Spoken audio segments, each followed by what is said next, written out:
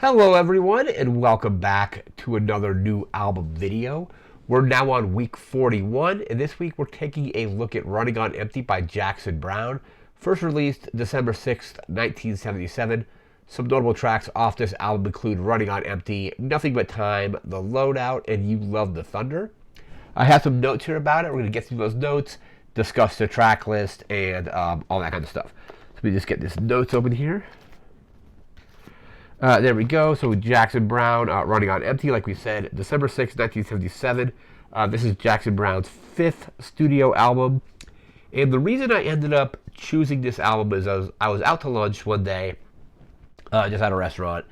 And, we sat down, the host sat us down, and Running on Empty was on whatever, I don't know, it was Spotify or whatever they were using to play music. And I just remember thinking, Running on Empty is just an incredible song. I think it's the only song that I at least knew of from Jackson Browne, or just knew it was Jackson Browne by hearing it. I probably have heard some of his other stuff, like without really knowing who it was. But, we sat down and that song came on. It was also, they also just had a lot of other really good music on this playlist. I think the song after that was like Enter Sandman by Metallica. There was like Souls to Swing by Dire Straits. I think there's a song, I don't recall the name of it, but a song from Heart. So just a really good playlist. But I got to thinking, I'm like, I've never really listened to a Jackson Browne album, like from start to finish. I'm going to find whatever album Running on Empty is on and listen to that. And that's, of course, what I ended up doing. It's a really good album. And just, I think Running on Empty is just an incredible song. Very, just quite an amazing song. I remember first hearing it, I think, on the Forrest Gump soundtrack. I don't know if it was on the original soundtrack. I think it may have been like a reissue, because I have the original one from 1994, and I don't remember if it was on that one, because I know in 2001 they did like a collector's edition that included some extra tracks. But the first time I remember hearing it was either on the original soundtrack or that collector's edition. Don't remember exactly which one it was, but that's kind of the only song I had known for a while. The really cool thing with this album is it's essentially a live album, but it's not like a live concert album. So some of the songs were recorded live at shows, but a lot of the other songs were recorded, let's see here, like in hotel rooms, backstage, or even like literally on the road. There's like a song where you can actually hear their tour bus. You can hear the motor of the tour bus like shifting and stuff like that. So basically, like a live album, but just recorded in a kind of very, probably not weird places, not odd places, but just not our studio. So you have like hotel rooms and a couple tracks from like concerts and things like that, as well as like backstage and all that kind of stuff. This reached number 3 on the Billboard pop charts when it came out, and then it stayed on the charts for 65 weeks. So that's pretty good. It got nominated for 2 Grammys at the 1979 awards. I think it came out too late for the 1978 awards, because I think the cutoff is like September or something. I don't know what it is back then, but it came out too late for that. So they ended up getting nominated in the 1979 awards. I don't think it won anything, but it got nominated for Album of the Year and then Best Pop Male Vocal Performance for Running on Empty, so the title track of the album. Probably the best song on the album, but at least in my opinion, I just have a really like good attachment to that song. Like it just is, I can't really explain it, but I just absolutely love the song. It's basically about like just keep going, like even if you're running on empty, just keep going, kind of thing. So so that was at the 1979 Grammy Awards. Like I said, a live album, but and at the time, live albums, it was a live album that was pretty much all new music, which was very kind of uncommon at the time. Like, if somebody does a live album, it's usually stuff that they've, that's been recorded off of previous albums. So, like, when Talking Heads do, like Stop Making Sense, all that stuff is off of, like, various other albums they had released up to that point. Running on Empty was basically a live album with entirely new music, which was pretty uncommon back then. I don't know even how common it is now, because usually, again, still, even with more recent albums, you do a live album, it's stuff that was probably already pre-existing off of other records. The theme of the album is basically like life on the road, and especially like the fact that they recorded it on the road. I think definitely like kind of hammers that point home. Came out to some pretty good reviews. It's some pretty good review scores. I don't think there's a lot of them, but let me just pull down to the scores here. So All Music has it at a 4.5 out of 5, while Blender has it. Let me see, like running on empty. Yeah, Blender has it at a 4 out of 5. A B plus from Chris Gow's. I'm probably pronouncing that correctly. Record Guide.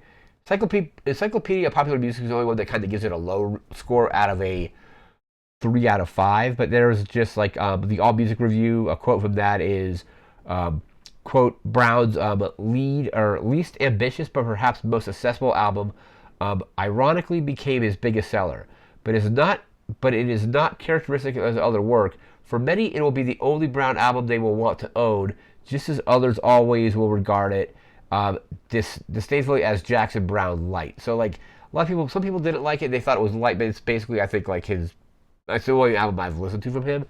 There was another review from Rolling Stone. This is from 1978, and the quote of that is, "quote What I really like about Running on Empty, what I really like about Running on Empty probably has little to do with the generosity or genius of its dual concepts, with the songwriter's craftsmanship skill, with how much I admire the music of David Lindley and the section, but rather with Jackson Browne himself. In other words, as impressed as I am with Jackson Browne's art, I'm even more impressed with the humanity that shines through it. Maybe they're inseparable, but I doubt it." So, pretty good overall reviews. We're now going to get into our track listing. Let me pull that up here. So, album length on this album is 41 minutes and 49 seconds. So, it's kind of like a nice, somewhat easy listen, I think. So, track one, and we're going to, again, this being essentially a live album, we'll tell you where the songs were recorded as well. So, track one is Running on Empty, just a brilliant, beautiful song. That was recorded on September 27, 1977 at the Merriweather Post Pavilion in Maryland. So that's track one is Running on Empty. Track two is The Road. That was recorded in hotel room. Room 301 on the 27th, so the same night basically. The Cross Keys Inn in Columbia, Maryland. Then we got here track three. We have track three is Rosie, which was recorded backstage on September 1st, 1977. Track four is You Love the Thunder. That was live at a show, let's see, September 6th, 1977 at Garden State Art Center in New Jersey. So that's track four. Track five is Cocaine, which was recorded in room 124 on September 17th, 1977 at a Holiday Inn in Illinois. So that's side one. So track six is Shaky Town. That was recorded in another hotel room, room 124 on September or August, I can't see my glasses. August 18th, 1977 at another Holiday Inn. Same Holiday Inn, actually. So that was actually, both of those were in August. Track 7, it was off track 2, but track 7 is Love Needs a Heart, which was recorded live at Universal City, California on, looks like September 17th, 1977. Track 7 is Nothing But Time. This is one that was recorded on their tour bus, which is a Continental Silver Eagle in New Jersey, which is September 8th, 1977. And this is one where you can actually audibly hear the engine like revving or like downshifting and accelerating. Just because they're recording it on the bus, you're going to pick up the kind of background sound and stuff like that. So that's kind of cool. Let's see. Track 9 is The Loadout. That was recorded on September 27th, 1977. The Merriweather Post Pavilion again in Maryland. Was it the same show? Yeah, same show as Running on Empty. So that's The Loadout. And then, let's see. And then track 10 is Stay, which is recorded live again at the same show, September 27th, 1977 in Maryland. So just a bunch of different songs thrown together kind of through various like recordings, like I said, backstage or live at a show or in hotel rooms or on the road. So just like very interesting concept, and I really absolutely enjoyed this record. Like I said, I got inspired to listen to it because I hadn't heard Running on Empty for a while, it kind of had forgotten just how great of a song Running on Empty is. The rest of the album like holds up to that as well. I think Running on Empty is my favorite song on the album, but the rest of the album is really good also. So that is going to do it for this album. We'll be back again next week with a whole new album. No idea what that's going to be just yet. And then we'll be doing this until the end of the year. We'll probably be breaking down all the stats and all that like we usually do as well.